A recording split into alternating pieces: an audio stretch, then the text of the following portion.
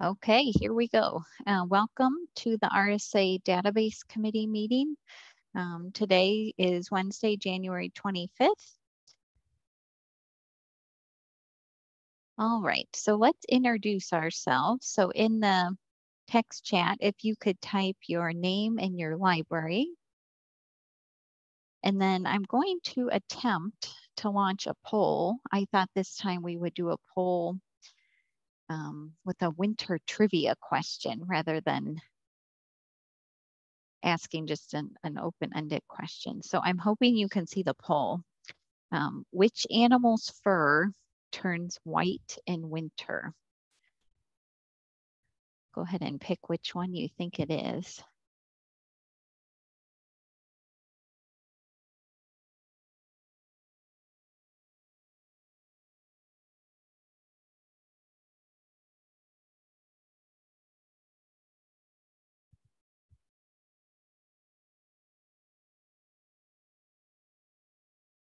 I'll give it a few more seconds. We have some smart people. Yes, it is the Arctic fox. I'll need to pick a more difficult question next time. So way to go if you answered the Arctic fox.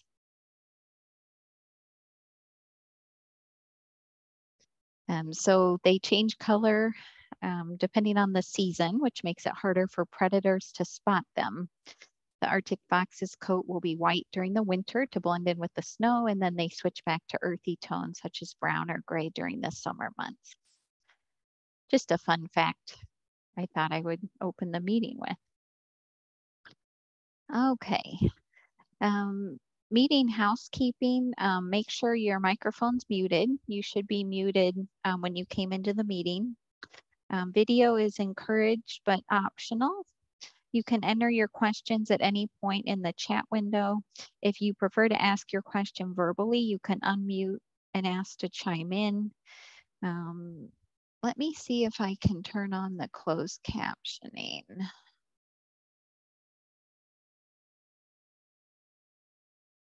Okay. I'm hoping that the captioning is working if you want to have it turned on. So that is accessible from the More menu on the Zoom toolbar. Oh, excellent. Thank you, Jennifer. It's working for her. Okay. As usual, this meeting will be recorded. Notes will be taken and the slides will be available on the database committee page. So watch the listserv for an announcement. Okay, before we jump to Pam, I thought I would show on the RSA support site, www.rsanfp.org. It opens up this site with the colorful banner. Remember everything from today. If you go to the left-hand navigation menu, RSA board, committees, groups, and then either from the left-hand menu or the body of the page, you can click database committee. So notice a little bit further down here, here's the agenda. This is fortunately the same version as what was shared on the listserv, so it has not changed in the meantime if you happen to print it. Okay, so I think we're ready. Yeah, we'll let Pam give the update for the Cataloging Maintenance Center. So take it away, Pam, when you're ready. Good afternoon, everybody. Okay, let me pull my, Word document up because I can't remember anything anymore. So in December, we hired Andrea Joysta as a special project cataloger. She had worked at Alpha Park Library in the past. She'll be working on the Carly cleanup project. And then in January, meaning this month, last week, in fact, Kat Anneberg started as our newest metadata cataloger. So if you have any digital projects that you would like her to work on, please send her an email. Just to share some of the recent world language records that we've worked with, and some of these have been through the Carly database cleanup project. They've been in Arabic, French, German, Hebrew, Korean, Ladino, Papuan, Persian, Portuguese, Spanish, Thai, Tibetan, and Yiddish. So yay, my staff, because I'm glad I'm not the one working on those. Just giving you an update like from the last meeting, so October till now-ish. In October, Barb presented online with the CMC, getting to know you, special collections in your library, and we had 35 attendees. I presented title reduction project at Carly's Q&A with 86 attendees in October. And in October, Eric and I co-presented Exposing the Heart of Your Library Collections with the Cataloging Maintenance Center at the ILA Annual Conference, and we had 41 attendees. Mary and Katie presented the November online with the CMC, cataloging with an EDIA focus with 39 live attendees. And Eric presented the December online with the CMC, Oh Brother Part 2, what to do with 024, 028, and 588 fields for video cassettes and kits with 32 live attendees. Mary presented Going on a Historical Adventure with Share Libraries at IHLS Member Day with 143 live attendees. That was a lunch hour mini session. I presented a Cataloging Life for the Joliet Junior College LTA Cataloging and Classification course with 5 attendees, but they all really enjoyed my presentation, okay? So numbers don't always matter. And then January, I presented Looking to the Future, how to learn about linked data in BibFrame, and had 62 live attendees. So that was really good for us. We continue working on the Prairie Cat and Carly database cleanup projects. Most recently, CMC staff have been cataloging kits, local history, local authors, and special collections, as well as doing database cleanup. For Moodle classes, we're currently offering RDA book training. I've got 23 students. Cataloging Basics, our newest class, has been very popular. It's being offered next March 27th through May 5th, but that one's already full. So we've added 2 more sessions from June 19th through July 30th, and then September 11th through October 22nd. And then we've got RDA video and audio recordings training that starts on May 8th, and that will end on June 18th. And then our online with the CMCs, February 9th, we'll be doing Stop Wasting Time, adding the 033 and 518 mark fields, and that will be from 10 to 11. And then in March, a global journey, cataloging world languages. Again, that's March 9th from 10 to 11. And then in April, a Stitch in Time basic or budget book repair. That's April 13th, again from 10 to 11. And then all of our online with the CMC webinars are recorded, and past recordings can be found on the IHLS YouTube channel, and I will copy and paste that link. And then all of our upcoming online with the CMC webinars can be found on L2, of course, where you can register. So please feel free to do that. I think that's all that I have, unless if anybody has any questions.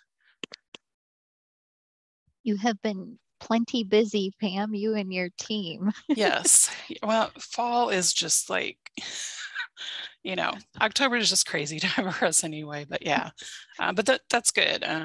You know, that's what we're here for, to be busy.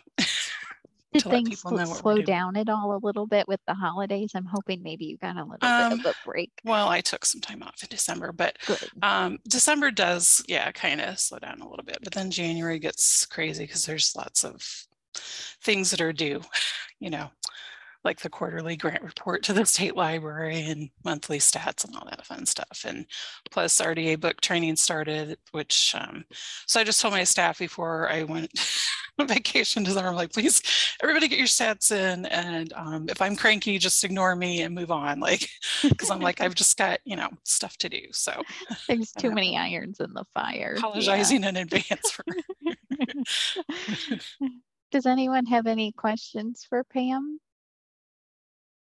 We will continue to promote the CMC courses and the webinars on our listserv as they come up. So you're welcome. So just stay tuned if you might be interested in possibly attending something. We will send a reminder closer to the event. And we'll, the CMC will be meeting probably in March or April to start figuring out topics we're going to cover in fiscal year 2024, starting for us August. I mean, it starts July 1, but we don't do online with the CMCs in the summer. So if anybody has any topics, this would be a good time to share those with us too. So please and thank you. Because we'd rather cover topics that you guys are interested in rather than coming up with stuff out of our own brains.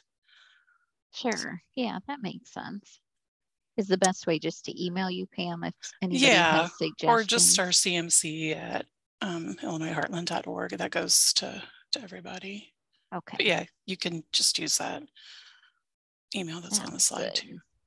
Okay, great. Well, thank you for doing the update. I know you've got a full day with another meeting, so thank you for making time for ours. Just my life. No problem. Thanks for including us. I appreciate it. You're welcome. All right, thanks guys. Bye-bye. Okay, let's see. The Rails cataloging services update. All right, I will give it to Jennifer. Nancy's unable to join us today, so Jennifer will deliver the report on behalf of Nancy. Yes, and I'm pretty much just going to read this word for word how Nancy sent this to us. So, okay, cataloging training. We are planning to have a cataloging training session in late March, early April with an outside presenter on BibFrame. We proposed some dates, but we haven't heard anything yet. Please be on the lookout for more details in Rails e-news and Rails email list. This course will be offered via Zoom. We received a few requests to offer Mark's standard and introduction class. So we will be offering a 4-week training course on Mark using Moodle developed site in May and June. Let's see, in the fall, we will be offering supplementary training opportunities in specialized topics, either in world language cataloging or EDI in cataloging. We are planning to develop and deliver asynchronous cataloging courses, original cataloging of monographs in late winter. So that is the training update. Also listed here, a cataloging training survey. We are interested in learning more about the effectiveness of all cataloging training curricula, courses, and presentations that we offer for our members. So we're planning to send out a survey in late February. This will help us continue to develop new courses and maintain the content of existing courses. We would greatly appreciate RSA members' input on this survey when it is out. And like I said, just look out for that in late February. Let's see, OCLC alternative for smaller libraries. This year, we would like to explore more on OCLC alternatives for cataloging. We would welcome input from RSA members. And let's see, the next one is the Rails World Languages Cataloging Services Program update. Rails received requests from multi-type libraries, and the volume of requests increased in the last quarter of the service program. We cataloged, and hopefully I get all these right here, Chinese, Korean, Russian, Lao, Malay, Hindi, Bengali, Marathi, Japanese, Spanish, Polish, and Ukrainian items in the last quarter. We received positive feedback from the participants. Rails will continue to spread the word far and wide about this wonderful program, planning to expand the promotion of the program via different Rails email list, and it lists IHLS e-news. We will send out periodical articles in Rail e-news on different aspects of the program. RSA members can receive this request if they need any help with world language cataloging. We are happy to meet the cataloging needs of RSA members. We can also accommodate your local cataloging practices in the records. Recently, I worked with the CCS Consortium and North Illinois Library to create a workflows to accommodate their local practices. And that is the update. And like Pam, Nancy is also very busy. It's very apparent. So any questions, reach out to Nancy, but I can, like if anybody needed me to repeat anything from her update, I can also do that.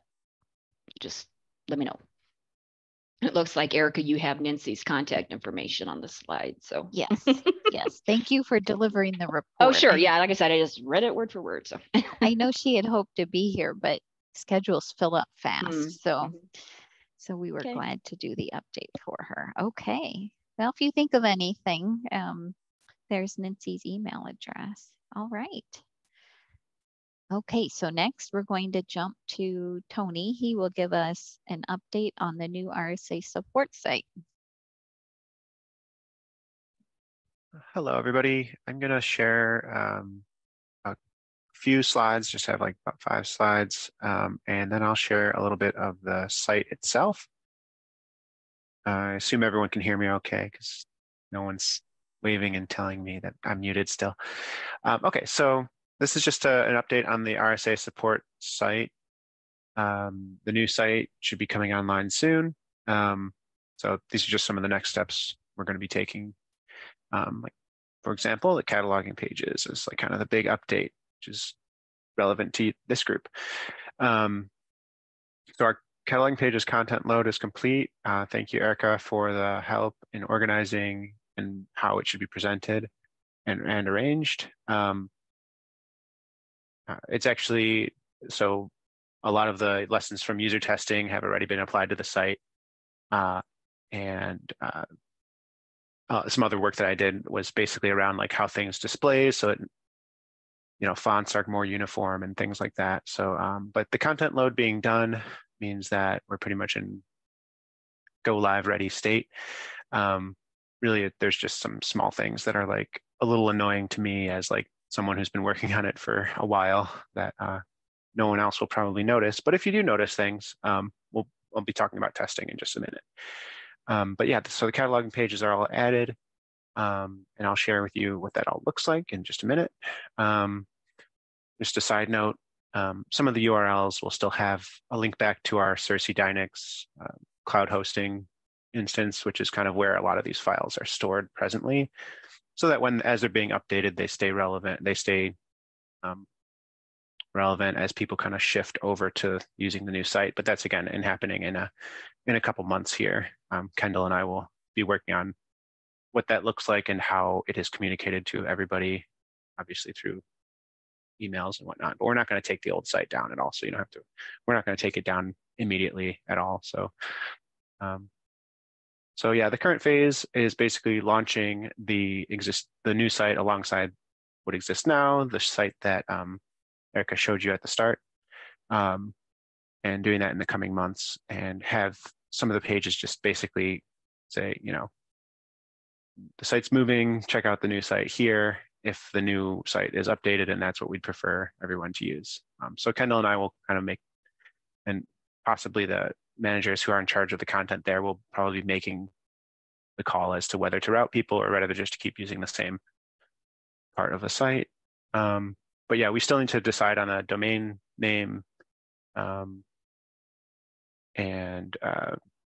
part of what I'm talking about with you today is kind of the additional user testing round that we'd like to propose around the database, around the cataloging content. So, and then essentially I just need to refresh content so it's more time relevant to what we have today. So basically the user testing is the area where y'all can help if you're interested. I'm going to post in the chat a link to the test site, which is a pretty up-to-date version. So one of these two options would be a huge help to me. If you want to get in touch about a half-hour user testing session, we had conducted several of these earlier on the rest of the site, but we would probably end up focusing on the cataloging sections of the site now, since those are done and they have not been tested by you all, the membership. So it'd be great to get some feedback and to get some recorded Zoom footage of like a screen share so we could see how you all use the site. Please just reach out to me or the help desk and try to sign up for one.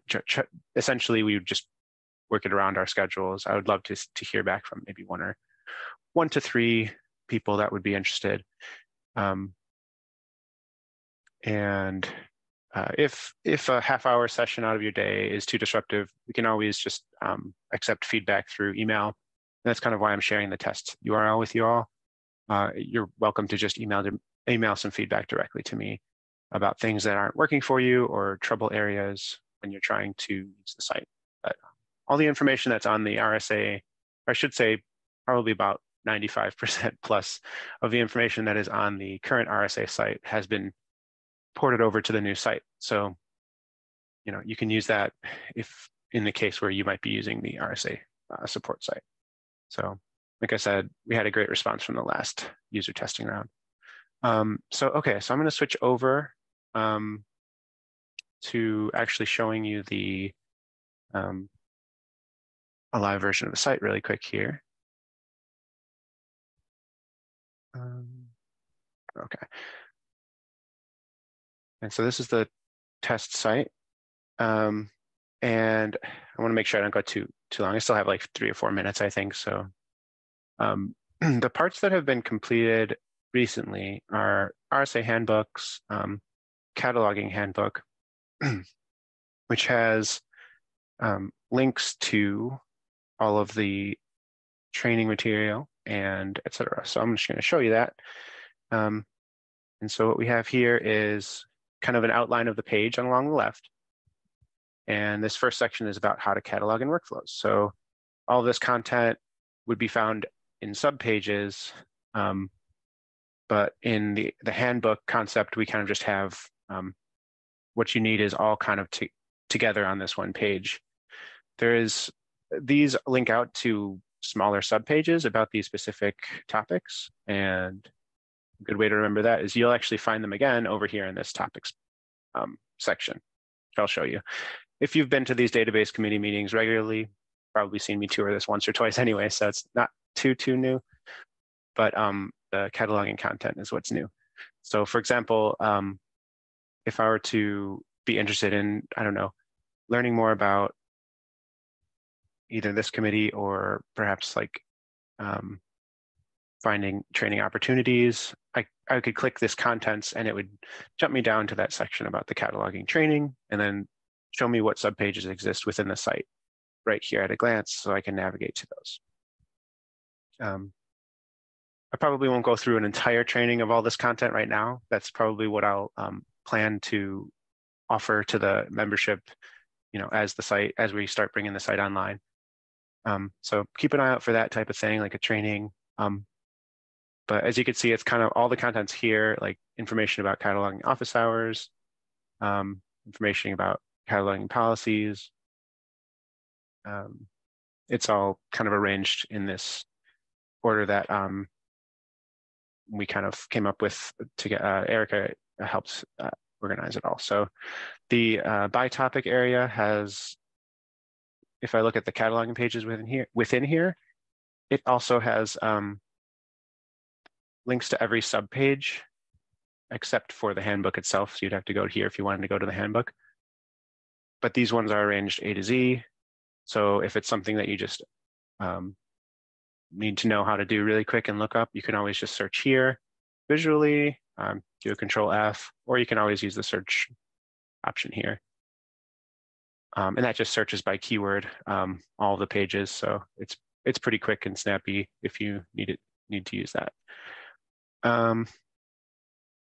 Yeah, so like I said, I'm just going to be updating some of the contents of these sites. Like we know we're having this meeting today, and so I'll have to put the agenda and the minutes in here later. But for these event things, if you notice the screen kind of jumps around, part of the reason for that is we wanted to say, if you're going to an event, you're interested in when the next database committee meeting is, here's the information you kind of within the database committee's page where you could find the rest of information. But some of this is going to be out of date. So like I said, I'll be updating it. And so I don't go over on time. If anyone has any questions about the test site, let me know. But besides that, we're excited to get it launched and in your hands.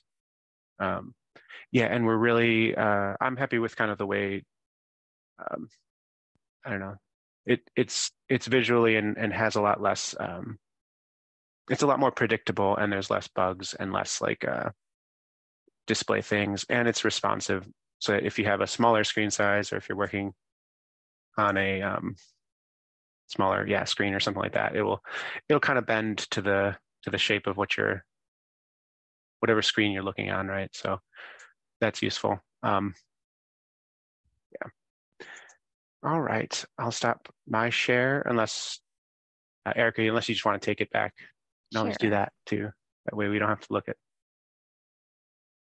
Thank you, Tony. Does anyone have any questions or if they're interested in user testing? I'm hoping, like Tony said, a couple of you out of this group might be willing to spend some time with him, but we're trying to make the site better organized and easier to find information. So if you might have some, oh good, Barbara, that'd be great, thank you. If you might have some feedback that you'd be willing to share with Tony, both of us would really appreciate it. All right, thanks everybody.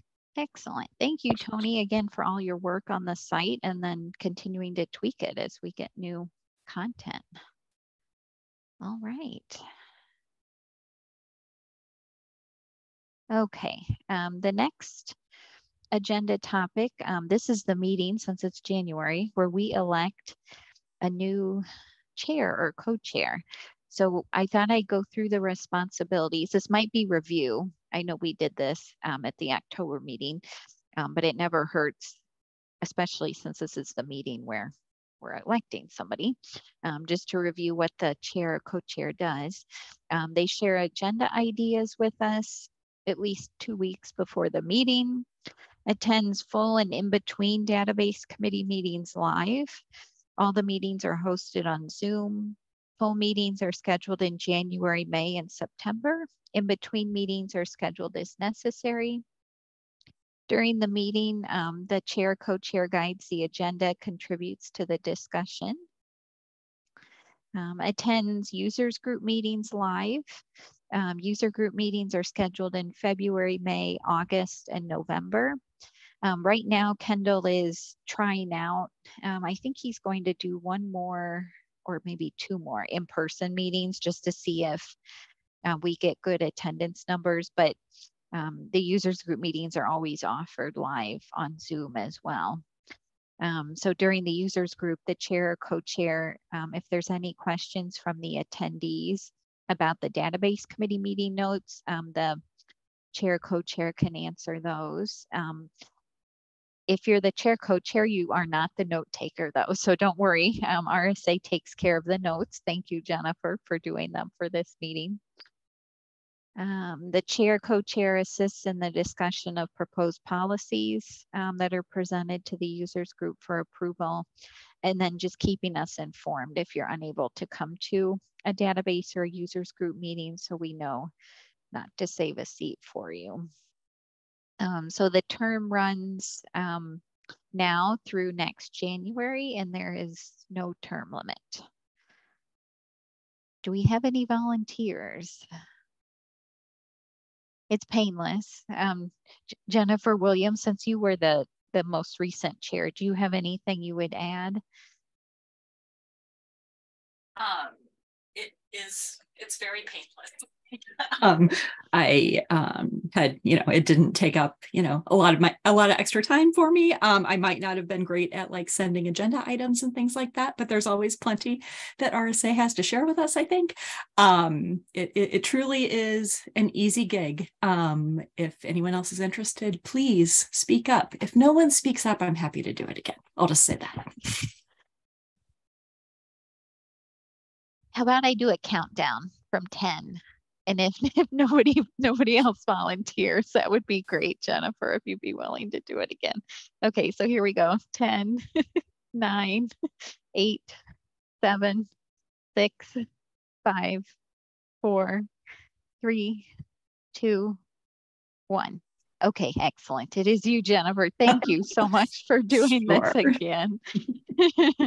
So I will put Jennifer's name and email address. I will put it back on the database committee page up at the top, both on the new site, and then I'll ask Tony's help doing that on the new site and the current one. I'll put it on the current one. So we'll make sure it's in both places. That's great though. Thank you. All right. Let's take a look at what's next. Okay, do you want to announce the next agenda item, Jennifer? Sure, I can do that. So we're moving on to workflows cataloging and starting with Lisa on progress on the cataloging request backlog. Awesome. Hi, everybody. So we just wanted to give you a quick update about where we are in the cataloging request backlog. Good news is we're like getting done. So hopefully we won't have to talk about this forever and ever and ever. Like it feels like it's been going on for. But just to kind of give you some statistics of where we're at. Oh, since the last database committee meeting we had in October, we have closed as a department approximately 1,024 cataloging requests. Right now, we have approximately 745 requests still open. And as far as the age of the requests go, the oldest one that's open right now is from 11/20 of 2018. So yeah, so just keep in mind, we're going to continue to reply to cataloging requests as they've been closed, or if we need any extra information or letting you know if we're putting a copy level hold on something, we'll reach out to you, let you know, just so you can stay informed. Okay.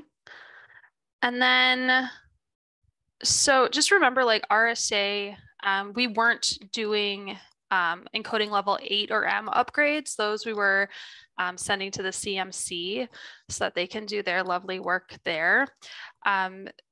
With those cataloging requests, they are a priority for us here at RSA. So one of the main things we're trying to focus on this year is getting the CMC started on upgrading those 8 and M cataloging requests from the backlog. And to give you an idea of how many of those that exist, let's see. So as far as 8 and M's, there are 4,678 that are open right now in our backlog. The age of the oldest open encoding level 8 cataloging request is from 9/17/2018. And the age of the oldest open encoding level M cataloging request is from 4/26/2017. Like we keep you informed of what's going on with the data, the backlog that we're working on, we will also provide statistics and keep you informed about what's happening with the CMC backlog that we're giving them to do.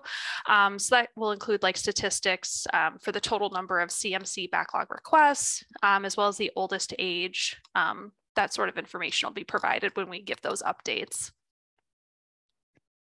And that's One thing I just thought of that I'll add, you will hear from the CMC staff too as the requests are processed. So just like you're hearing from RSA as we process the backlog requests, the CMC will also be keeping in touch with you, and then they'll let you know too, like Lisa mentioned, if they might need the item and they're putting a copy level hold on it so they can take a closer look at it. Any questions on that one? We're getting there. Thank you everyone for being patient with us. We're getting there. The team is making amazing progress. Okay, let's go back. Okay, Jennifer Williams, what is our next agenda item? Next, we're doing recently created cataloging parameters with Rhonda. Okay. Hi, everyone. Hi, everyone. I'd like to remind you that any of the new parameters that have been created since October 13th database committee meeting, if you would like them, just contact us and ask us to add them to your dropdowns. Here are a list of the home location codes that were created. There's 4 of them. Brain Center, Amish Fiction, and Juvenile Chapter Books That Talk, and Juvenile Picture Books That Talk.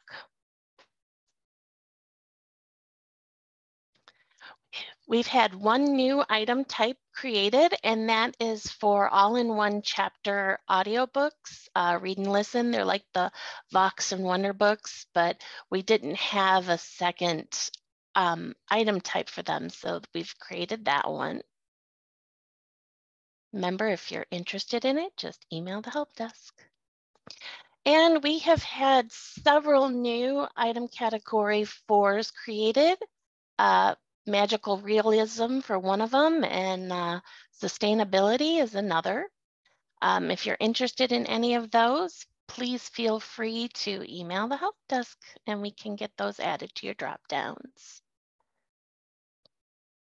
And item category 5, we've had several of these added, mostly for added culture and foreign languages, and also Dia de los Muertos for holidays.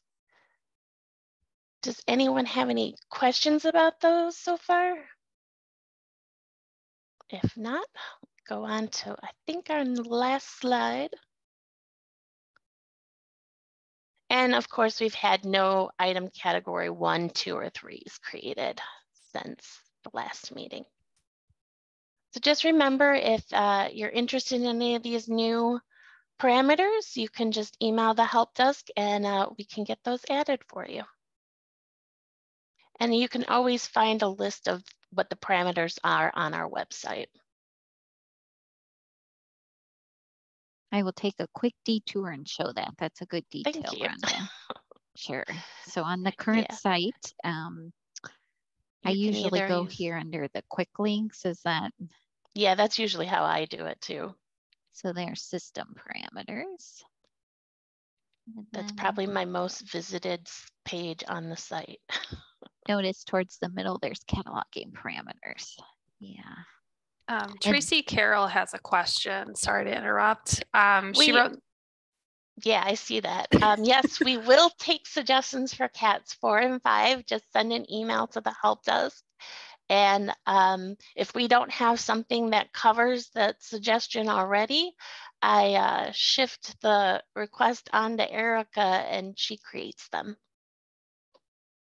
One thing too, I'll add about the new item categories 4 and 5, we're happy to create them, but just make sure when you ask for them that they're going to apply not to a huge number of items in your collection, but at least several items, rather than just, you know, a code for 1 or 2 items, because that doesn't make it as helpful as a search limiter if it's just assigned to 1 or 2 items. The more items that you assign to these, the better, because it's more representative of the collection. So just keep that in mind. We're glad to create them as long as it's for a good number of items in your collection. Yeah, good question, Tracy. Any other questions?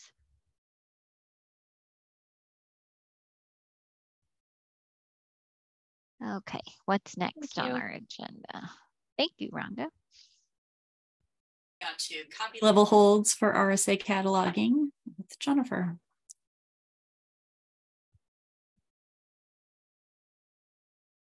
Sorry, couldn't unmute there. Okay.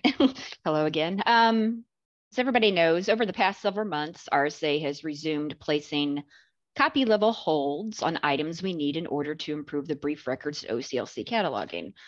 I know quite a few of you in this library or in this meeting, that's what we've been doing. And we really do appreciate you sending us the items when we place the holds.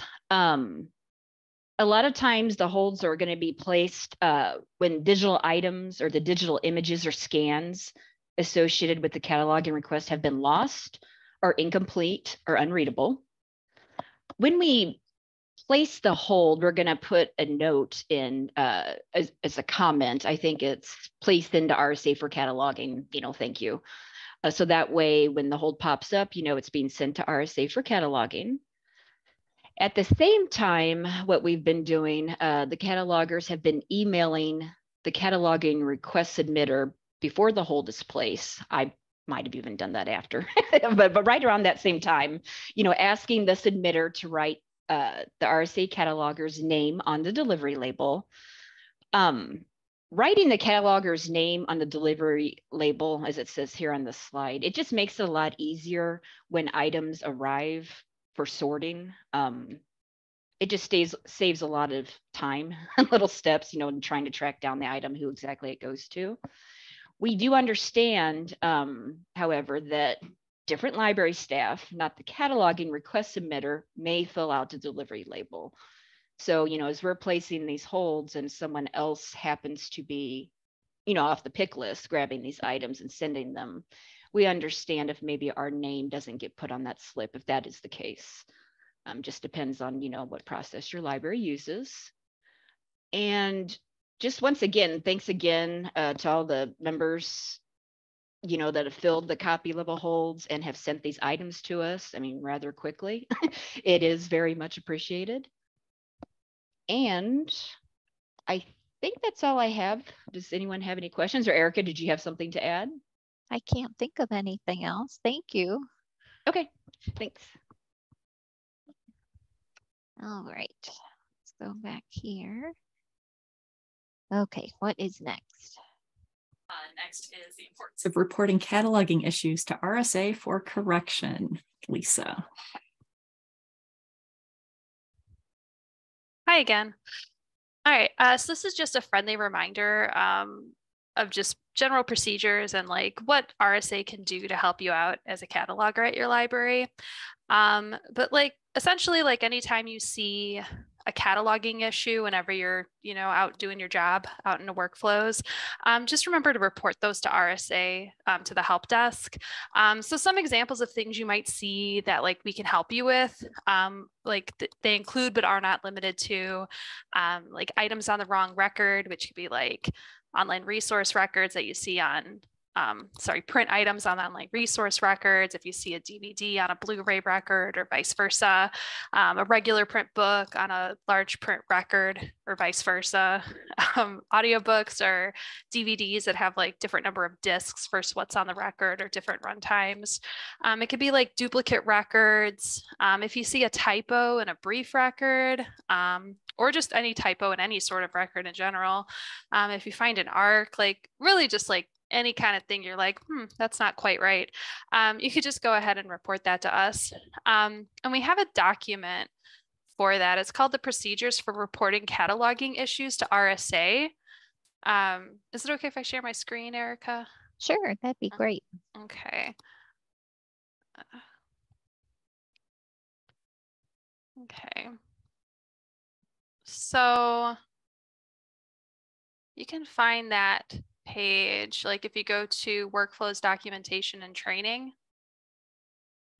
if you go to cataloging and then guides and how-tos, it's just going to be right here, procedures for reporting cataloging issues to RSA. And the document looks like this. And there's a bunch of different contents and has different scenarios that you can follow, which will give you instructions on how to tell us about this. And if like something you found like doesn't quite fit one of these scenarios, just go ahead and send us just a generic, just email to the help desk, which you can find on our main page right here. But I'm going to give this back to you, Erica. Okay. So that's all I had on that end. All right. So yes, there we go. So like you don't have to contact the library that's the owning library of the item, that might be involved in that record, or that owns the items you think might have an issue. So please just contact RSA directly. And there's 4 like main reasons like why we would want you to do this. One, just like, so if everybody's reporting things in the same way, we can respond to it kind of in the same way, and we can have consistency between how things are addressed. In the end, I think it kind of saves you time as well, which like, who doesn't like saving time? Like everybody has a lot going on. So, because you don't have to like play phone tag with a different library, trying to like let them know about something. You might not have to explain it multiple times to different people. You just need to contact us once and then you're done. It also helps to prevent kind of potential conflicts from, possible misunderstandings between member libraries. So like, I know when I reach out to anybody with an item on wrong record, I never tell the person, who reported them. Like, it's not about blaming anybody. It's just about really making the database great to help patrons out. But then like most importantly, the 4th reason why I would ask you to contact us directly is just, it lets us have a teachable moment, with that library, because then we could like work with them to get it all sorted out. And it also like lets RSA have transparency with the owning library of that item, because, I could contact them and say, hey, like this is a potential problem. Like I'm going to, put a hold on this item and have it sent here. And I might be transferring it to a different record, to like get it on the right record, for instance. So it lets us have transparency with those libraries. So yeah, those are like some of the reasons why it's important to let us know about stuff and not contacting the owning library directly. But are there any questions on that, or any questions about other issues that you might encounter? Or... Thank you, Lisa. I think I might have a poll. Yeah, let me see if I can launch the poll. Okay. Stop sharing. And that.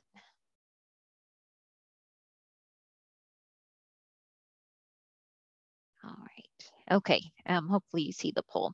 Since the October 13th database meeting, have you reported a cataloging issue to us for correction?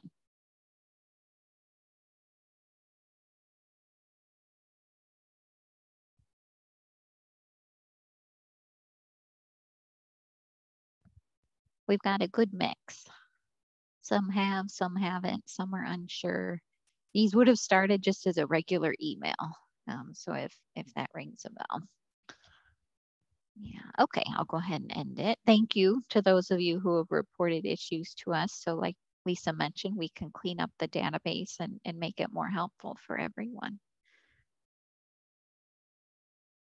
Okay, let's see, what's next on our agenda? Looks like it's staying with you, Erica. So conditions preventing removal of a discarded item from workflows. Okay, this one I wanted to be sure and share during this meeting because we recently found out about some of these conditions. So after the monthly discard process runs, that runs automatically between the 1st and the 5th of each month. You may still come across items that have been discarded in workflows. These items, they're not checked out anymore to the discard user. Their current location will be discard and they're shadowed in the RSA cat so patrons can't see them. I think I'll share an example here just so you can see one. This one actually Erin on our team came across as she was doing some cleanup. Seems to be stuck. There it goes. So it's a magazine called All You. One of the conditions we learned about, notice its current location is discard and it's not checked out to discard. We learned that if an item is the last copy, attached to the record, whether there's a hold on that item or not, the discard process does not remove it. This is this is quite significant. I was telling Kendall, how can we use this database since 2007 and not known that? So that All You one is an example of that because Erin came across it and we knew it had been discarded, you know, a while back. And that's the one that opened this can of worms. Some of the other conditions where the discarded item isn't removed from workflows, the library that discarded the item does not own it. Sometimes this does happen where maybe you got the item in for a hold and you're doing some discarding and it accidentally gets in the stack. The record to which the discarded item is attached is under serial control. Whether or not the library whose item needs to be deleted uses serial control or not. So just remember, if your library uses serial control, I know at least a couple of you do in this meeting, make sure that you're removing, if you remove your library's last copy attached to the serial record, make sure you're removing not just the items, but also the control record. And if you're unsure how to do that, contact our help desk and we can help you. The discarded item's not removed if there's a hold on it. We talked about the last copy. And then it's also not removed if the item has an open order, which only applies to Quincy Public Library since they do their on orders a little bit differently than everybody else. Let me go to the next slide. You don't need to take any action on these discarded items that fail to be removed. We want you to consider them removed from workflows as soon as you check them out to discard. That being said, though, we are exploring the possibility of an automated process that batch removes discarded items that meet the conditions on the previous slide. I did too want to offer, this is optional, but If you're interested in a report of your library's discarded items that have holds on them, we should be able to run a report and give that to you. I know this is almost more of a circulation than a cataloging issue, but it kind of blurs the lines. That way, if you get this report, you can contact the patron to see if they still want the hold. And if so, try to get the item for them another way. Maybe there's another record and workflows for that title. Maybe your library does OCLC World Share. Or if there's no other way that you can get the item, or maybe the patron doesn't want the item anymore, you can just let the patron know that you're going to cancel the hold. So like I said, the last copy one was a big one for me because we do have thousands of last copies that have been discarded that are just hanging out in the system. So like I said, we'll look into a process that can batch remove those. I'll keep this group updated as we make progress on that. But in the meantime, this is what we know and what we're thinking our next step is. Does anybody have any questions about that?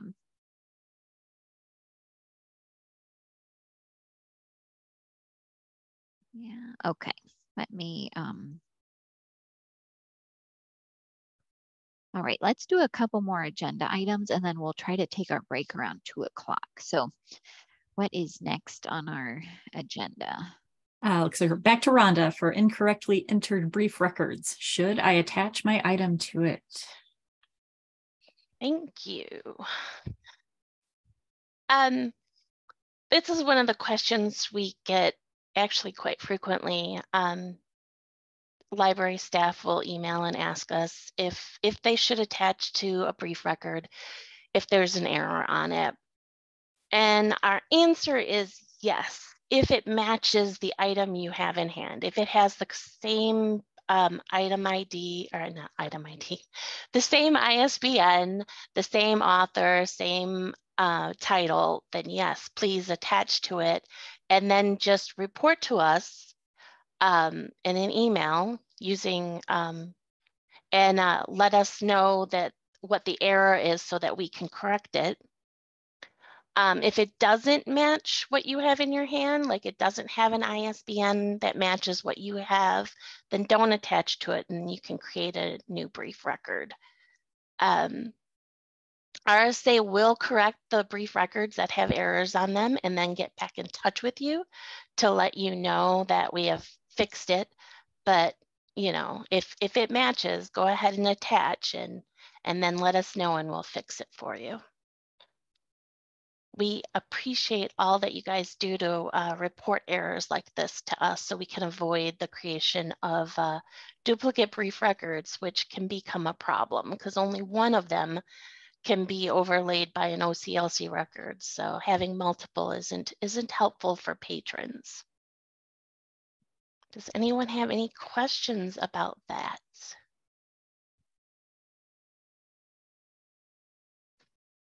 I don't see anything. Thank you. Okay, what is next? Stay there, Rhonda. I think it's I think it's you. Sticking with Rhonda for print books on online resource records. Okay. Hi, everyone. This item stemmed from a couple cases that we've had submitted over the past few months that involve libraries reporting books that are on online resource records.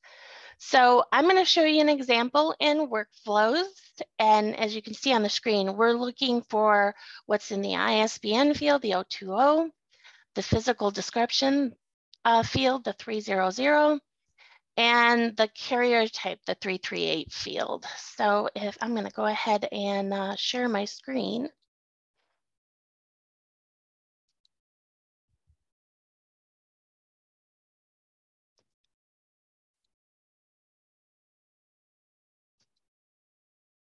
All right, can everyone see my screen? Yes, looks that good. All right, so here is a title called Outback. And if we look at our ISBN, the 020 fields, we have an ISBN that says electronic book. All right, both of them do. And then if you look at the 300 field, it says one online resource. And then the 338 says online resource. But if we look at the call number item screen, we can see that the library has attached a book. This isn't an example to point at anyone or anything. This is just an example so you guys are aware of what to look for on a record. So remember to always go through your match points so that you can get your item on the right record, not put a physical item on an online record book or online book record. All right, then I want to show you how you report these. Lisa showed you where to find the procedures for reporting cataloging issues to RSA. So using that same document, if you were reporting another library's item on the wrong record, you would use page 4. And if you're, what you would do if it's your library on the wrong record, you'd follow 5. I'm going to go ahead and go to page 4 and give you the outline of what you would do to report this sort of issue. You'd send a regular email to help@rsanfp.org. You would use the subject line cataloging staff item on wrong record. And you can report up to 10 of these a day if you need to. If the item needs to be addressed quickly, you can, due to problems with circulation or holds, you can put rush in that subject line. In the email, provide the item ID that's on the wrong record and a short message explaining the problem, and then just send it to us. And as it gets cleared up, we will email you and let you know when it's been cleared up. I want to go ahead and turn the screen over to you, Erica. Okay. Any questions? Any questions while she's moving us over there?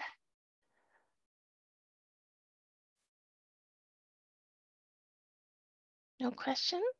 Well, thank you, everyone. Let's see. Okay, what is next on our agenda? Next is searching for a title containing the word not with Jennifer. This is one of my favorite things. I might give you my favorite example when you're done talking about this. Oh, okay, sure. Well, first of all, I'm just going to go, I think, well, actually, let me back up. I need to share my screen. Yes. First of all, what I'm going to show you here, you can see my screen, right? You can see the RSA. Okay, yes. Thank you. What we're covering here is included in a document that we have. I'm just going to pull it up first. Workflows, documentation and training, cataloging, guides and how-tos. I think it's search strategy guide for the workflows call number and item maintenance wizard.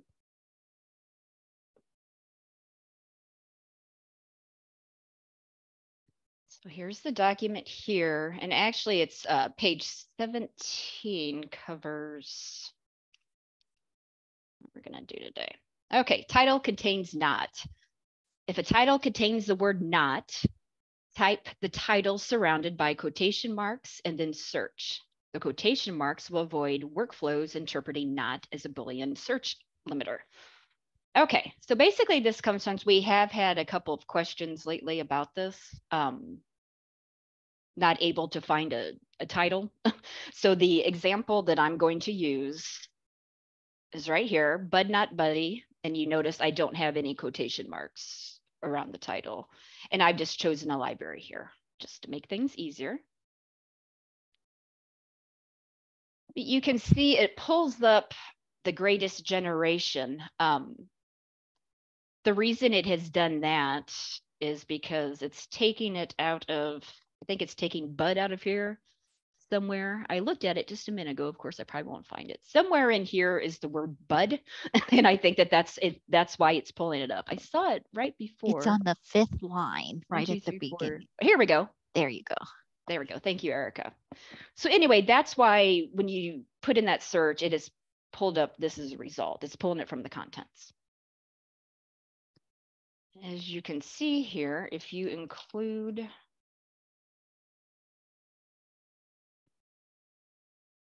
the quotes, there it is.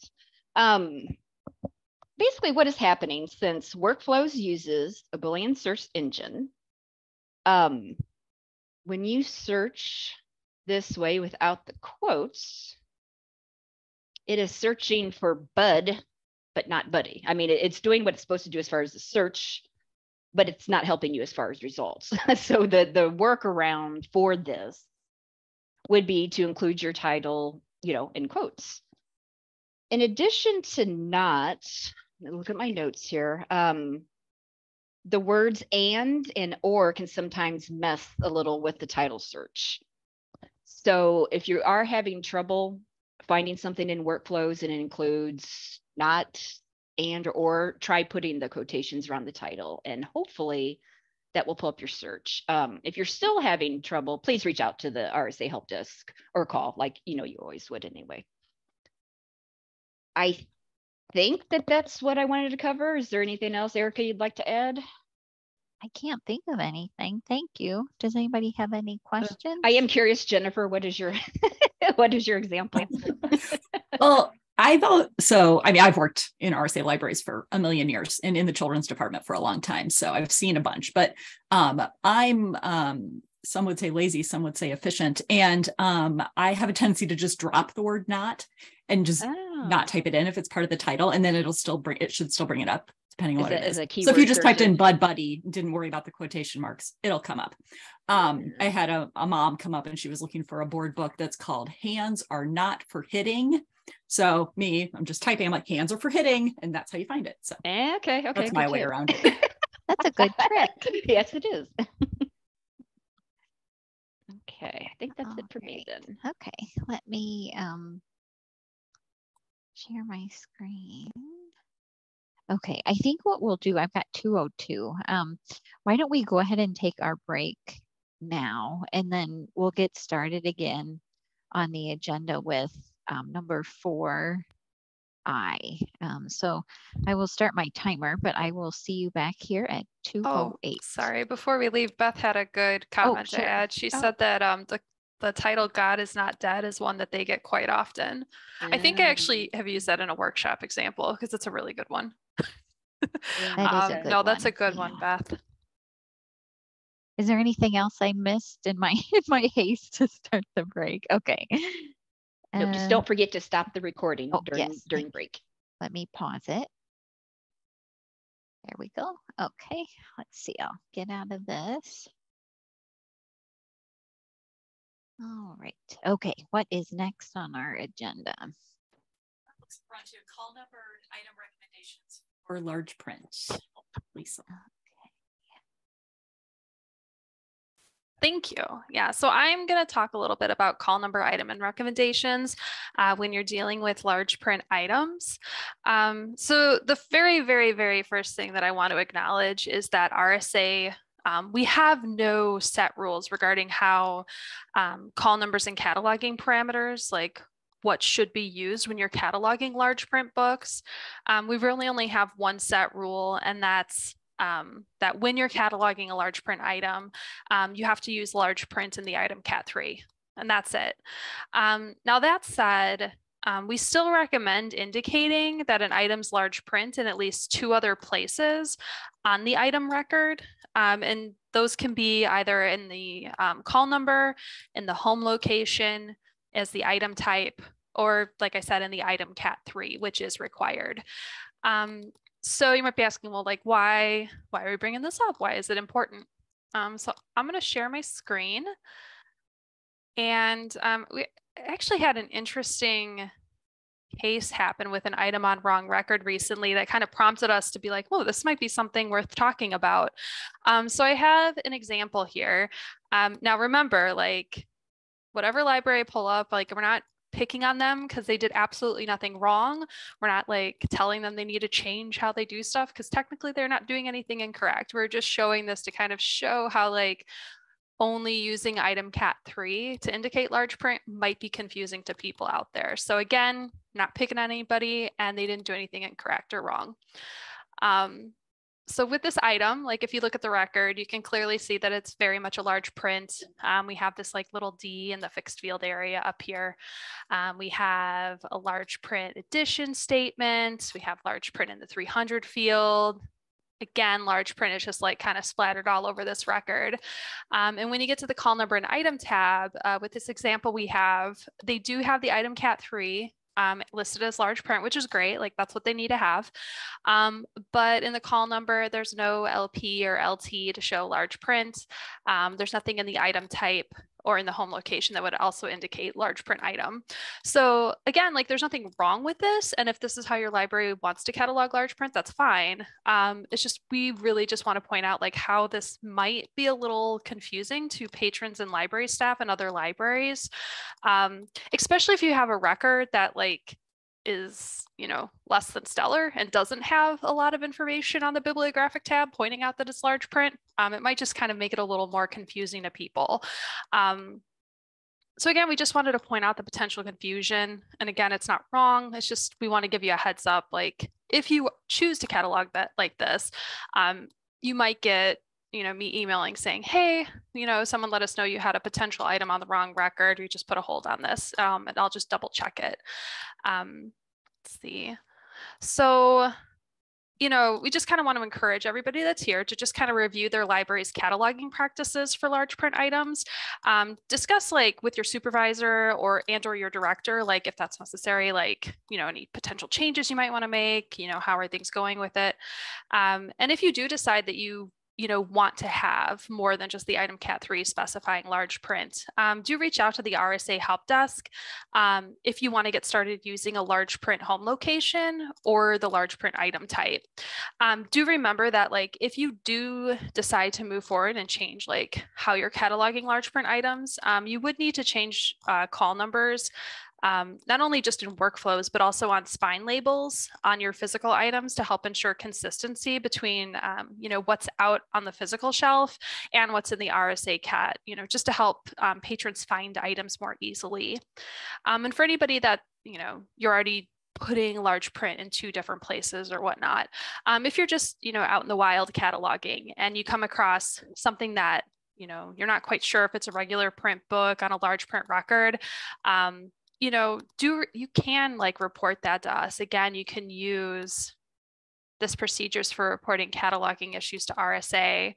You know, page number 4, you can report these to us to investigate, just to verify if the item is on the correct record or not. Because you know, me personally, I think there's nothing worse than waiting for a book and it ends up being something that you can't even read because it's a different thing. Like that happened to me once. I had to check out a large print book to try it out and I couldn't do it. So I could just imagine putting a hold on something and it being wrong. So do let us know and we'll just investigate to see if it's correct or not. Yeah, and I think that's everything. Are there any questions about any of that at all? Any fun stories people want to add? No. All right, well, thank you. Okay, what is next? Next, we're moving on to Erica with progress on annual magazine records. This is an exciting one. Oh, wait, I had a poll though. I forgot. Okay, let me launch the poll.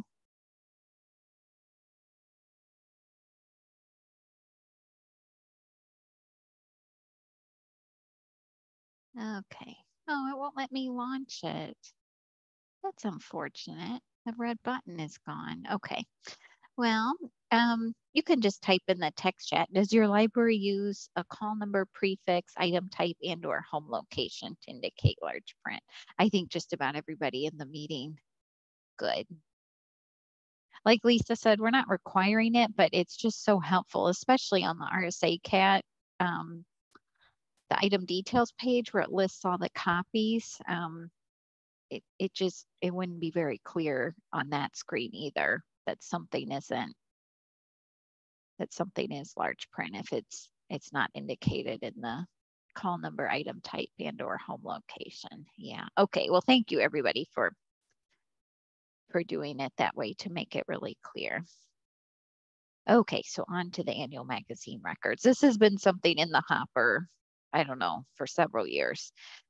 During the November users group meeting, there was interest in revisiting this as a standardization project. So what I did was I created, I think, six records in workflows for 2023. Each of these has at least 900 items attached. We're not making annual records for every magazine, so they do need to have at least 900. Kendall and I came up with that number. We knew people and time are problems, and then we are trying to be proactive with some of these other ones. We're in the process of rewriting the documentation for magazines. So I don't want you to start using these just yet, but by the end of the first quarter of this year, I'd like to start working on this again in February if I can. I'd like to get the documentation finalized, and then there'll be a listserv post when this is ready to implement. So we know that the people and the time are huge pains in the butt. So we recognize that this is an issue that does finally need to be addressed. Having it brought up at the November users group was kind of a kick to get it started, because like many things, it had fallen further down in the list. So I just did want to give an update during this meeting that this is coming, and you may see the records out there. So if I just do a 2023 search for periodical title, it pulls them up along with the strategic plan. We will have, as the process gets underway, once it's implemented, there will be someone here at RSA that makes sure you, our members, are using these annual records if you have the periodical titles in your collection. So we don't have that specifically worked out yet, but we will be keeping an eye on it to make sure once these are up and running, members will be using them. I also too am looking at the possibility if we can transfer from the current records, the 2023 issues that have already been cataloged so far, getting those moved to these records once the process is implemented. So stay tuned. That this is much like the CMC backlog, that this is a priority for 2023 that we want to move forward. Will the libraries that use the serial control use those records? At this point, that's a really good question. At this point, we're thinking that serial control libraries will stay on the current record, because the current record, if you're using serial control, it doesn't have the problematic entry that the current records have. Basically, if you use call number and item maintenance to enter your magazines, people and time, it's a terrible process to get them put in. But if you're using serial control, correct me if I'm wrong, my understanding is that serial control works smoothly with people and time, and you don't have to do any kind of complicated workaround to get the magazines put in. So we were thinking, rather than making you create a new serial control record every year for each of these magazines, you could stay on the current record. I suppose if you wanted to make a new serial control every year and attach to these records, thinking that that might make it easier for your patrons, you're welcome to do that. But we were thinking you could stay on the same one, again, to avoid having to put those annual controls in each time one of these is created.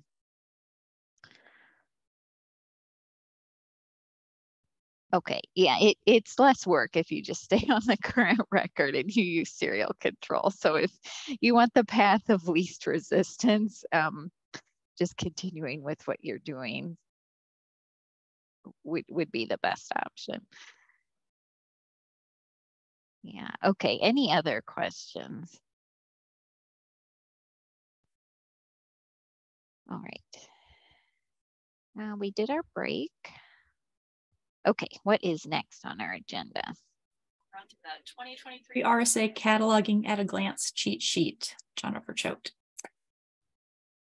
Thank you. All right. I'm going to actually share my screen just so I can show you where to find this at.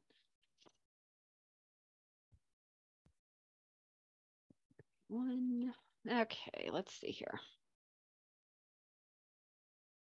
Under workflows, documentation and training, cataloging and cheat sheets, and it's right here top.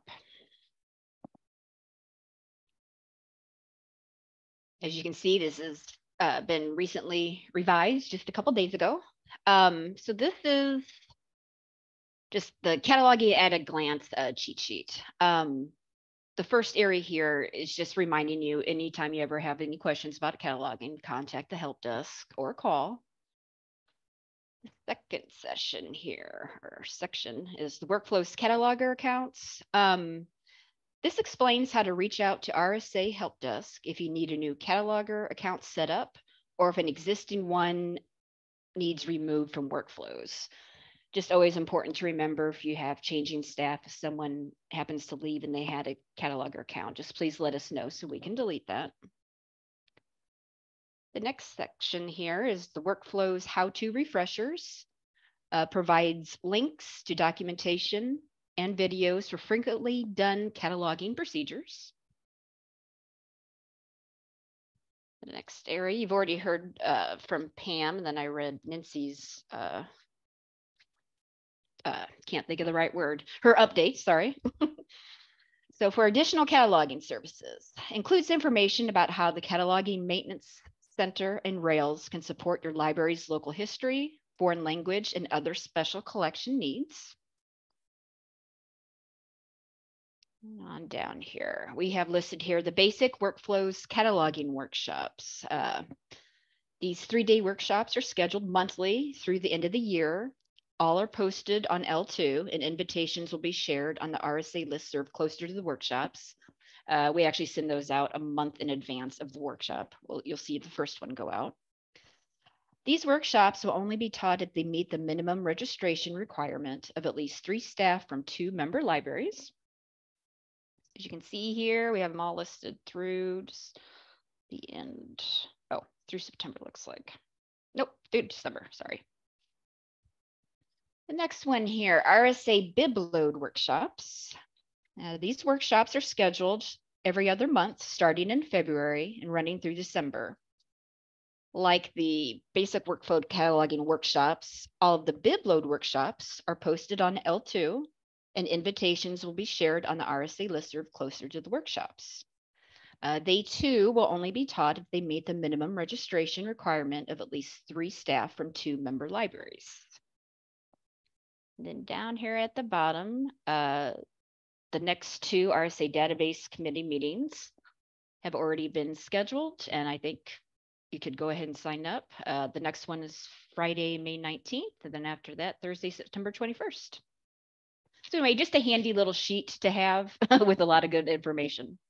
Any questions? Okay, thank you. Excellent, thank you. All right. What is next? On to OCLC cataloging, starting with the scope of RSA's OCLC connection support. Lisa. Hi again.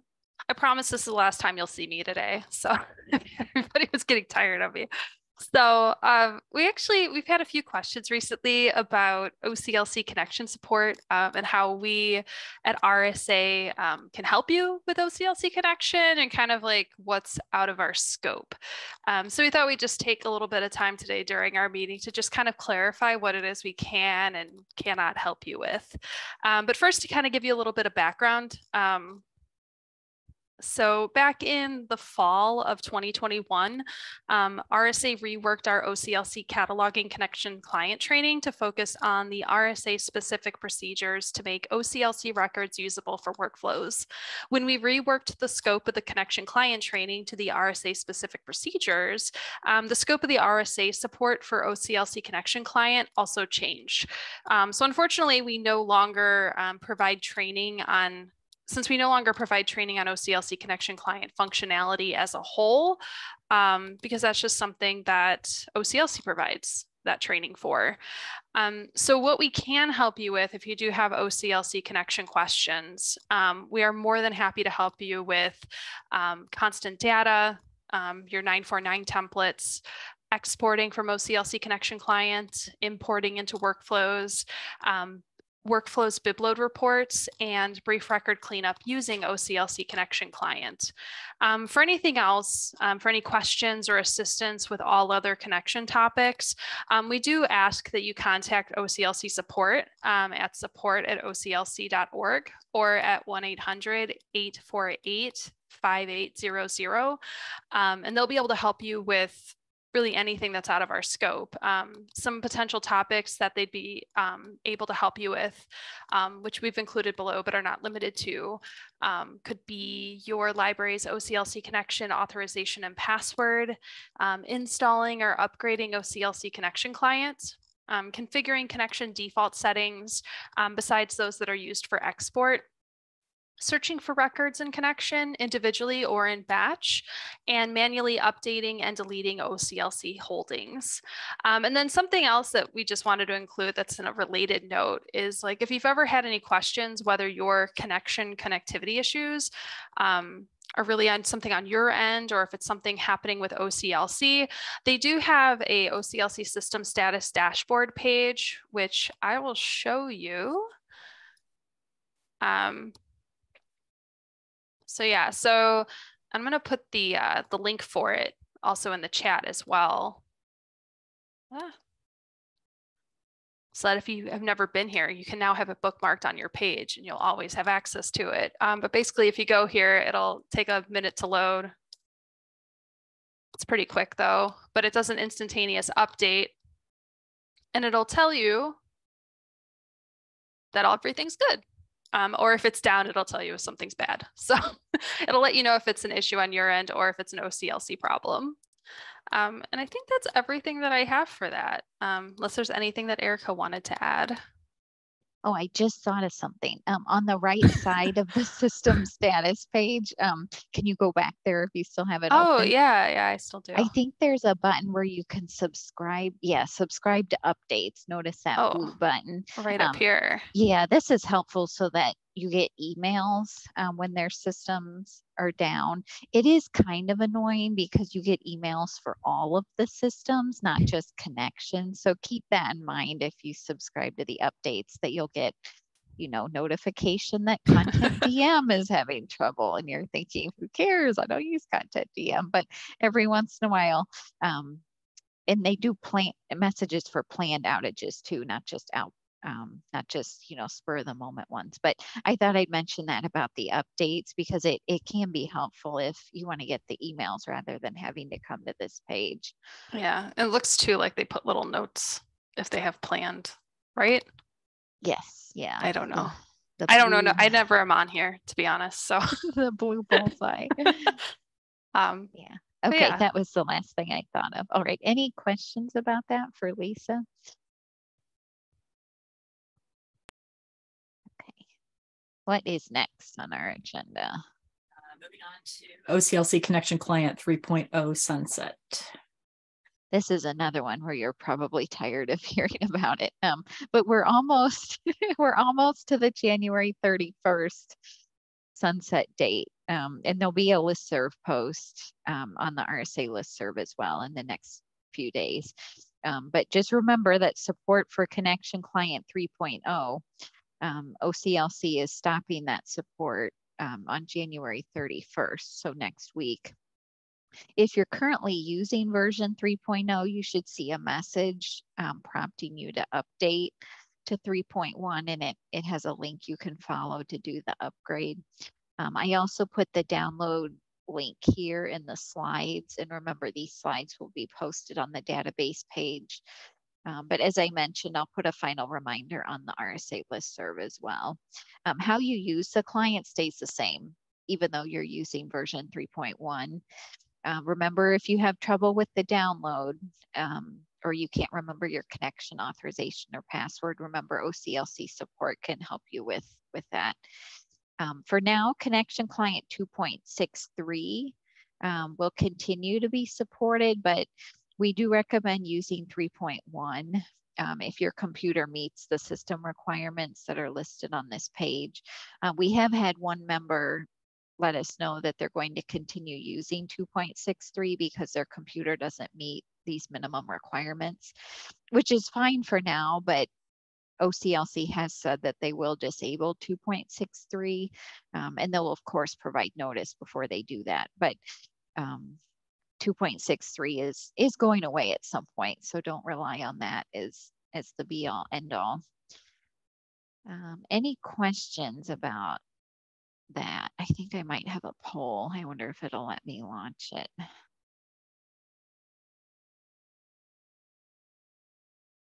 Okay. Yeah, that's really weird. It won't let me launch it.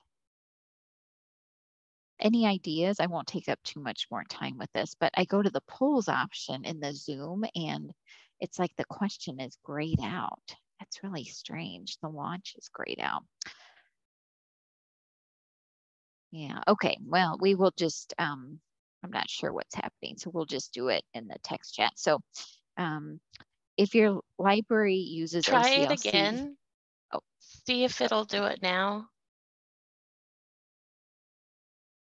Let me see here.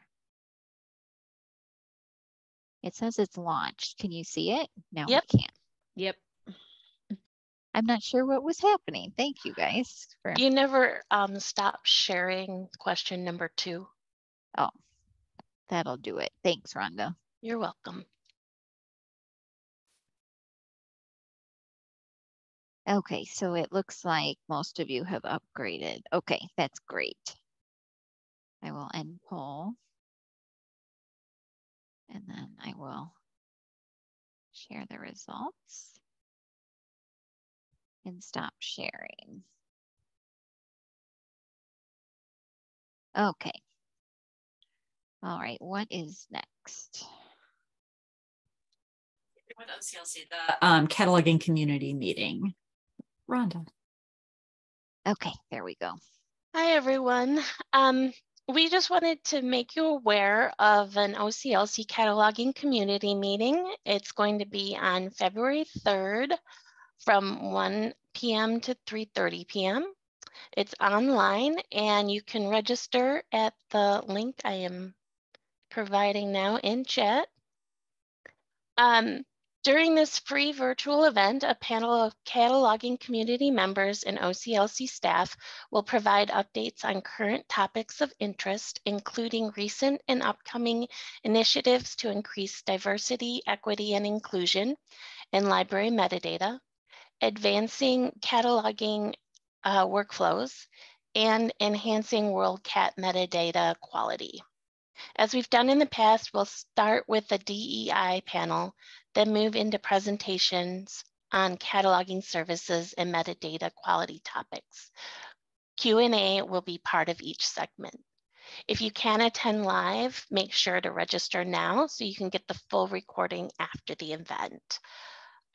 We want to let our members know that if you're interested in this, please do attend so you can get an update on what's going on with OCLC's cataloging community. But by no means is this a requirement from RSA for you to do. But if you can attend live, like I said, go ahead and register and they'll send you the recording when it's ready. Does anyone have any questions? No? Well, then I shoot it back to you. Okay, what is next? Records in OCLC WorldCat. Erica. Okay, OCLC, they do recognize that cleaning up the duplicate records, much like we want duplicate records and workflows cleaned up to improve the user experience. OCLC recognizes the same thing on a much larger scale, of course, since there's many, many more records in WorldCat. OCLC, they currently use manual cleanup by OCLC staff, getting duplicates corrected and merged. They also have an automated system called the duplicate detection software. Sometimes it's called duplicate detection resolution, DDR, that combs WorldCat to clean up duplicate records. But I wanted to mention, because it's pretty neat, that OCLC is developing a new tool that will help even more with duplicate records. And they've started a project just last month where they're inviting OCLC members to help them test this new process, basically helping them identify what are duplicate records and what aren't, to try and make this new process smart, so that when it combs WorldCat, it knows what's a duplicate and what isn't. I'm hoping this new tool maybe won't do some of the problematic merges that the current tool has done. So we'll see what happens. But I just wanted to mention that they're in the process of making a new tool, and they're calling this project to test it the data labeling project. And it runs through the end of February. This being said, though, I know the practical implication, what you need to know now is, if you use OCLC Connection and you come across what you think are duplicate records, the easiest way to report them for cleanup is to just send an email to bibchange@oclc.org. There's also a way from the connection menu that you can contact support. You can use that option as well. I think it's up here at the top in the help. Contact support, so you can do that as well if you're using the connection client. But we'll see what comes of this new tool they're developing to try and clean up duplicate records using an automated process. Any questions about that?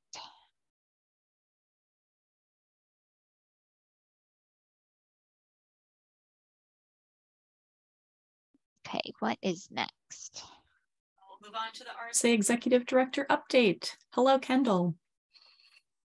Hello, everyone. I thought I would just talk about a couple of things that might be interesting to this group. The first one is our ongoing efforts to replace Anna.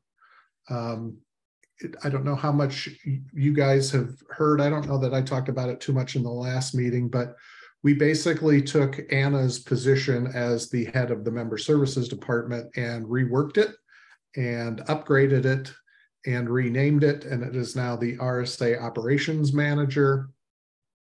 This will be the number 2 person in RSA, so effectively the Assistant Director. We have advertised the position out on the Rails job board.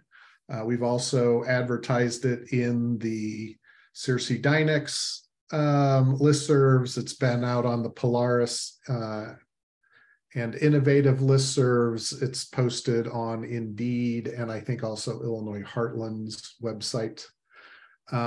We are going to continue to accept applications until we find the correct candidate. This is not a position that we want to just, okay, 30 days, whoever applies in the first 30 days, that we'll pick the best candidate. We need to find someone who we feel like will be the right candidate, with the idea that as they start working with us, ideally we will get them to the point where when I retire in 3 to 5 years, they will take over RSA and then hire a new person to be the number 2, right?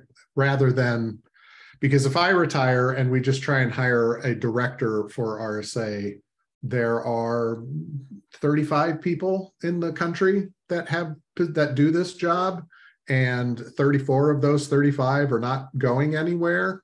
So it's really hard to fill this type of position with someone who has any experience at all. So that's our plan for that. We just advertised it after the first of the year. I think we've got 4 people who have applied already, 2 of whom are out of state, one of whom is not a member of RSA libraries. So we've got, at least the start of a decent pool, and we'll probably do a round of interviews in mid-February and see where we're at that point. Next slide, please. Oops, I'm getting too fast on the slides. Okay, there we go. Sorry, this is somewhat small, Kendall. I was trying to get it to fit on one slide. Well, the idea is that for the people who aren't attending the meeting, they'll be able to read all this stuff later. So as you all know, we last fall sunsetted the old legacy new material item types and replaced them with a whole brand new set that everybody is using the same way. So a little bit of standardization is good. And there are, I think as of this morning, there are 0 of those legacy item types left in the system. So yay. Every now and then somebody figures out how to add an item with one of those legacy item types. If you do, we'll get a hold of you and work with you to figure out, what template or wherever that old item type is at. Of the new item types, one of the things that we decided when we implemented this was that nothing could be in a new item type for more than 12 months. And when we did a library survey, almost no library kept things new even at the 12-month point. There were a couple of libraries that kept things for 12 months and then converted them, but nobody was doing longer than 12 months. So some libraries convert things at 2, 3, 4, 5, 6, 7, 8, you pick it, number of months. And we do provide a report every month for people. We call it the denewing report. And it's just basically a list of the new materials item types and how long you told us you want them to be new. And anything that's older than that will appear on this list. And for the most part, everyone has been converting their items over at the end of the month. We do have about 600 items in the new item type codes that are older than 12 months old now. And that's basically when we did the conversion, we just bulk converted everything from the old item types to the new item types. And some of those were older. There were a couple thousand of these, and most of them have been cleaned up. But as we move forward in time, there are going to be some that fall through people's cracks and end up at 12 months or longer.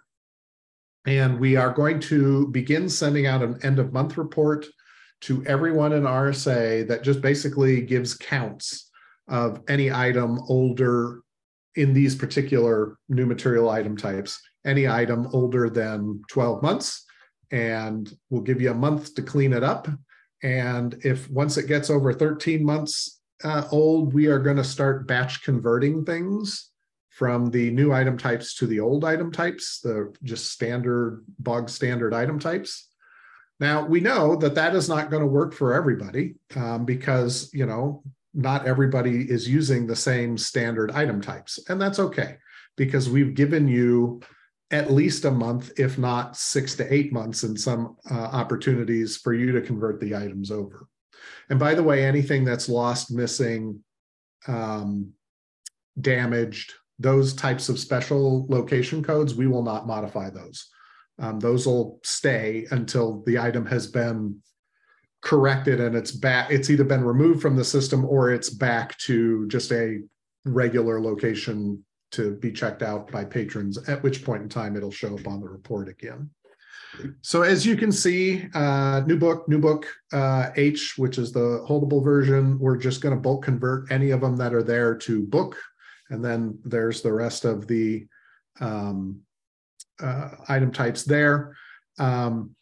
Again, you will have at least a month to know if your library has any items that need to be converted. You'll have at least a month to do that before we do this. And if your new BK and new BKHs are going to end up being auto book anyway, and you're like, well, RSA will do it for us, you know, the 20 that you might have, it'll get bulk converted at the end of the month. Kendall.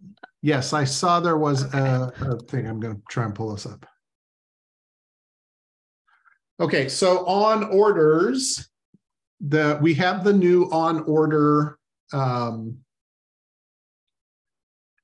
new method of doing on orders that Erica put out a while ago. I don't remember when, but basically that is when you do an on order, the new procedure is to create a new item record so that the date item cataloged, which is the date that we're looking at, when your on order item arrives, you catalog it on a new item, and then the date item cataloged is now, and then we'll start the time count from now. Anything that is still on order when we hit 13 months will not be affected. The only kind of crossover there's going to be are the few items like right now that have been new for a year and they may have been an on order for 6 months or so.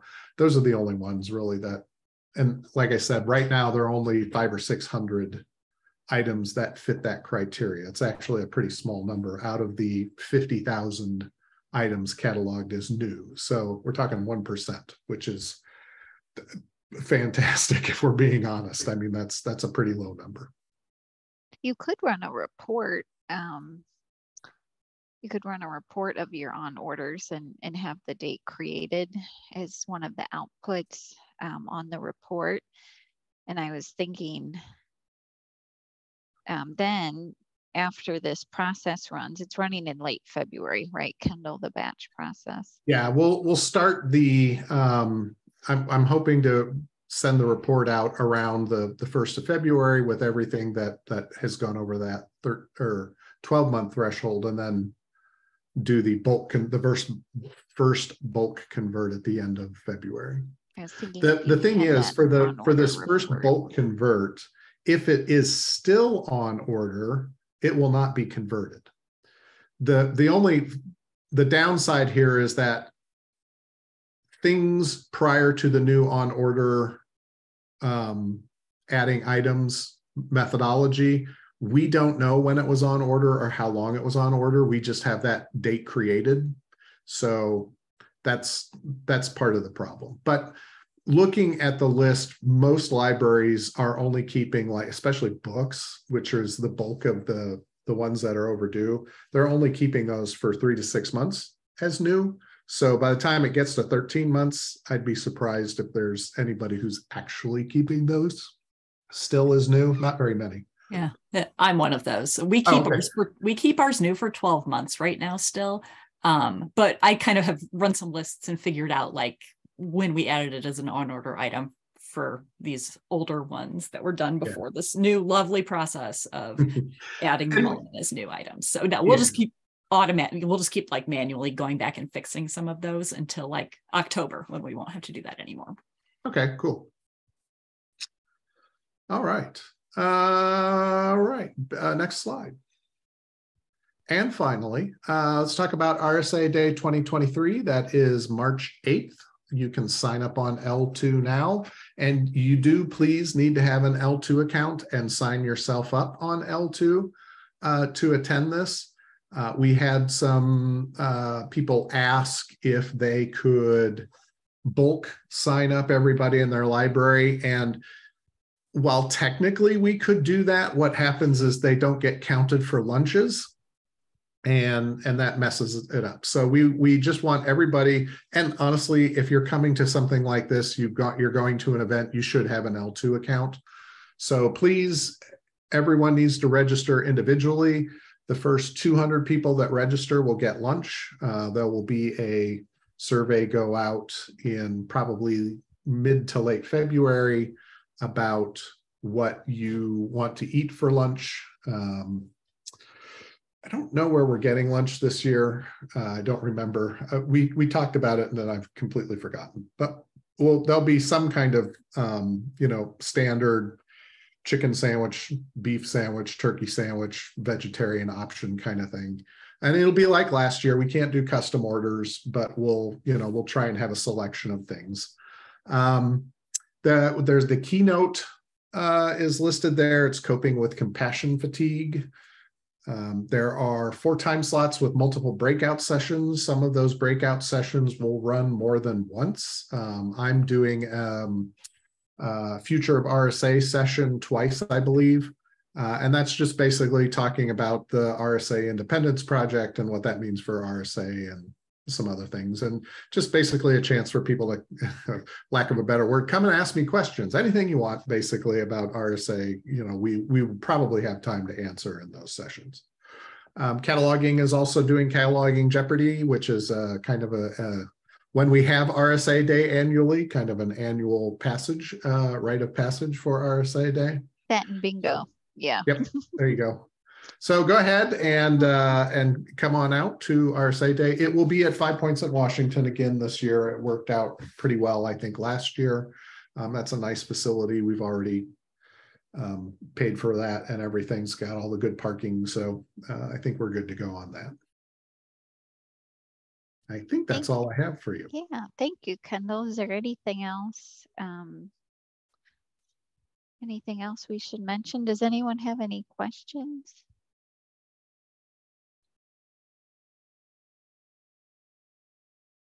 Okay, I think we've got just a little bit more. Okay. Just an update on new and upgrading RSA members. A lot of these are repeats from the last meeting, but New Windsor Public Library, they have made progress. They are fully live now. Tony and Patty have worked hard the past few weeks getting them trained with circulation and hold. So New Windsor is now off the new list after this meeting. Rova Elementary School, remember that's the one that's a little bit confusing because they use the high school's workflows code. The elementary school joined when the high school withdrew from RSA. Their project joining RSA is stalled because unfortunately they don't have the staff time to catalog and to make additional progress, getting the collection, put it into workflows. So they're still a member, but the project is just on pause. And then Farmer City is the last one that we've talked about before as well. They are currently cataloging, not yet live for circulation or holds. It works to their advantage that they're a unionless library, so a good chunk of the collection they already had cataloged in workflows from when they were that union list, but they're still putting in the rest of the collection to our best knowledge. Any questions about the new and the upgrading members? I don't think there's any more, Kendall, in the hopper, so to speak, are there? I think this is just... This is what we have. Yeah, okay. Service anniversaries. Jennifer's been with us 3 years as of this past December.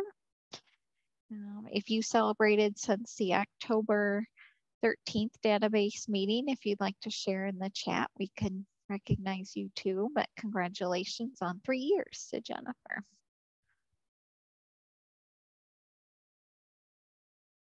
All right. Okay, I think we're ready to go ahead and conclude the meeting, which I'll let Jennifer Williams do, but any final questions?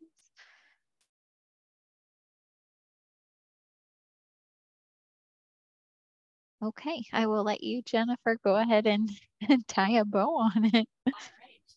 It looks like the next RSA database committee meeting, like Jennifer mentioned in her lovely cataloging at a glance cheat sheet, it's listed in there. I'm going to share that with all my staff.